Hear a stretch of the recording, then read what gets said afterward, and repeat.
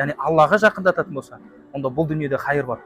Қазіргі кезде көп адамдар мына дүние табу, кәсіп табуды дұрыс түсінбейді.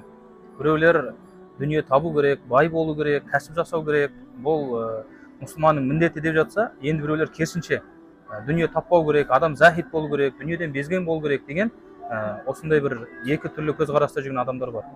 Бірақ ең дұрысы, ұстаздарымыз айтпақшы, бұл қағида бүкіл нәрсеге жүреді. Дүние егер сізді ақыретке жақындататын болса, яғни Аллаға жақындататын болса, онда бұл дүниеде қайыр бар. Қанша жерден көп тапсаңыз да, сіз ақша тапқан сайын садақа бересіз бе, ақша тапқан сайын мұсылмандарға пайда тигізесіз бе, дүние тапқан сайын сіздің жақсы сауап амалдарыңыз көбейіп жатыр ма, онда сізге дүние пайдалы, қайырлы.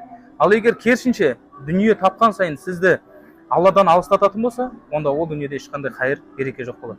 Осы сияқты кез келген бұл дүниедегі кез келген мәселе, егер сізді Аллаға жақындататын болса, онда ода қайыр, береке бар. Ал егер ол сізді Алладан алыстататын болса, онда ол нәрседе бақытсыздық бар екен де.